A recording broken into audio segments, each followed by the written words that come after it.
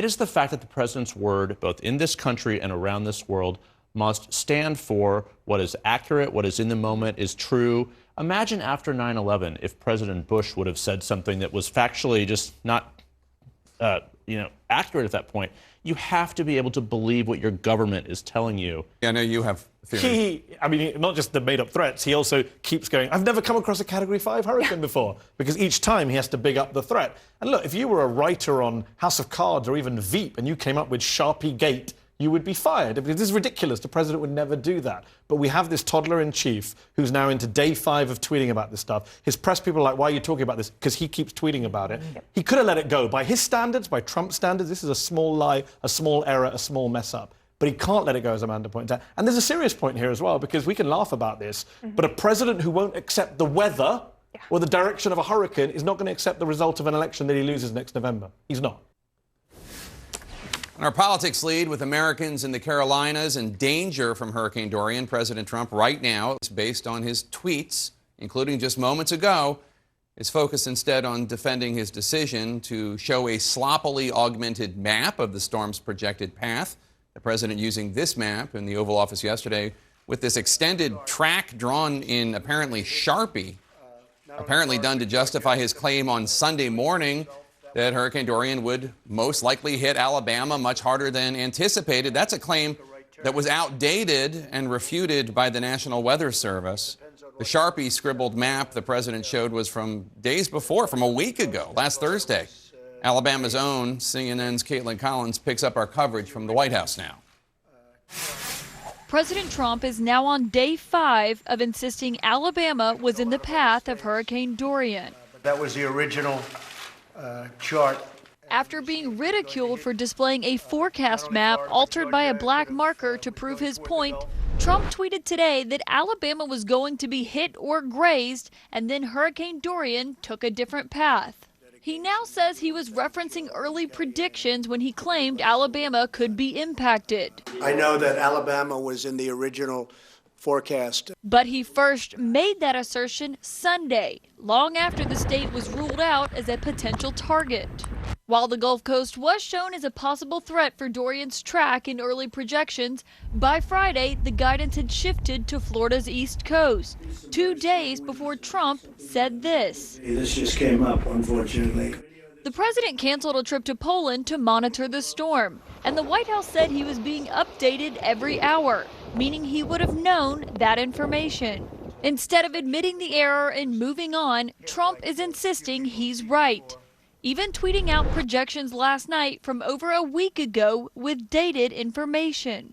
The spaghetti models the president is using as a defense are updated 4 times a day, meaning by the time Trump made this claim Sunday, Alabama could even be in for at least some very strong winds, and something more than that it could be. They had been updated at least 15 times. It's against the law to knowingly issue or publish a false weather forecast, though right now both FEMA and NOAA are referring all questions back to the White House, where aides are refusing to say who it was that altered the map and won't rule out that it was the president. I don't know. Now, Jake, regardless of who it is that did alter that map, right now it's clear the president does not have any intention of admitting he was wrong about Alabama, because he's still continuing to tweet about it just moments ago. Even as this hurricane is now hitting the Carolinas, the president is still tweeting old maps that showed that there are chances it could potentially affect Alabama. Maps from over a week ago that the president just tweeted out several moments ago. And right now the people we've spoken to said they do not expect the president to stop anytime soon, Jake. All right, Alabama's own Caitlin Collins, thank you so much. Appreciate it. Amanda Carpenter, because you wrote an entire book about this, about how President Trump gaslights the American people. Look, no one disputes that a week ago there were some projections that showed a possible slight effect on a small sliver of Alabama. The point is that on Sunday, by the time he started warning Alabama, those were outdated and the projections no longer said Alabama was in the zone, as the National Weather Service a few minutes later said so. Why is he doing this? I think all of this is done in service to his ego. He wants to constantly present himself as this chosen one, once-in-a-lifetime president who can only defeat the most historic threats we've ever faced, right? So if he has the chance to hype the storm as something bigger than it is, of course he will do so, even if he has to take out a Sharpie and extend the map westward. He's done. We don't know for a fact that he did that, although it definitely wasn't the guy with the Sharpie on his desk. Okay. But he's done this on other occasions. He hyped the humanitarian migrant crisis at the border into a national security threat. When he was campaigning for president, there was a protester who got rowdy, and he tried to say that he was maybe perhaps a member of ISIS. This is something that he does so that we can be thankful when these made-up threats are overcome or diminished. Manny, I know you have theories. I mean, not just the made-up threats, he also keeps going, I've never come across a Category 5 hurricane before, because each time he has to big up the threat. And look, if you were a writer on House of Cards or even Veep and you came up with Sharpie Gate, you would be fired. Because this is ridiculous. The president would never do that. But we have this toddler-in-chief who's now into day 5 of tweeting about this stuff. His press people are like, why are you talking about this? Because he keeps tweeting about it. He could have let it go. By his standards, by Trump's standards, this is a small lie, a small error, a small mess-up. But he can't let it go, as Amanda pointed out. And there's a serious point here as well, because we can laugh about this, but a president who won't accept the weather or the direction of a hurricane is not going to accept the result of an election that he loses next November. He's not. And Deputy Press Secretary Hogan Gidley tweeted in part, quote, watching the media go ballistic over a black Sharpie mark on a map would be hilarious if it weren't so sad. The real news that matters here is a deadly hurricane continues up the coast and tens of millions of Americans could be greatly impacted.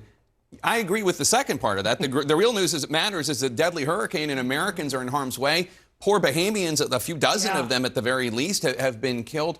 But we're covering it because the president just did 2 more tweets on it. He won't stop talking about it. Exactly. But the president, I think, enjoys all of this because this becomes a media story. And if you are a Trump supporter, you believe him on this. And he has done a very good job of discrediting a lot of things. Never mind the fact that he's in the wrong here. But I think the bigger point here is not the fact that likely the president drew Alabama, whoever or someone in the service of trying to please him, of which the West Wing is full of people.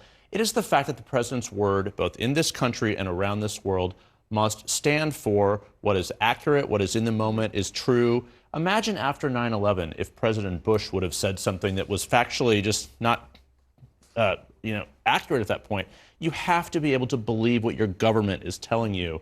His own government said, sir, that isn't right, but he won't let go of it because he likes this back and forth. And we're not talking about a variety of other things, like the fact that there's not a real agenda that's happening for 2020. They haven't, he's not talking about gun control, other things. So anyway, he's happy to talk about Alabama. Republican strategist, CNN commentator Ana Navarro asked this question in response to the Trump news, quote, you guys still want to talk about Joe Biden's gaffes? I mean, he's making the point. She's making the point that, people do want to talk about Joe Biden's gaffes, and he makes quite a few of them in any number of ways, whether it was sort of mixing up this story about a military veteran.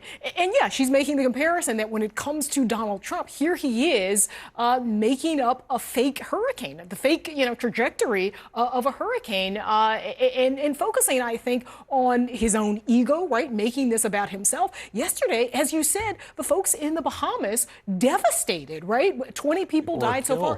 People were killed. I'm sure there are unfortunately probably more people who died. Folks in the Carolinas, where my family's from, you've got connections there too, Jeff. Yeah, we're concerned about those folks there, but the president here are really trying to, I think, in the service of his own ego, kind of go back in time and make himself correct when everything shows that he was inaccurate. And just a reminder, it's all going to get much worse. Nothing left, but still alive. Imagine after 9/11 if President Bush would have said something that was factually just not, accurate at that point.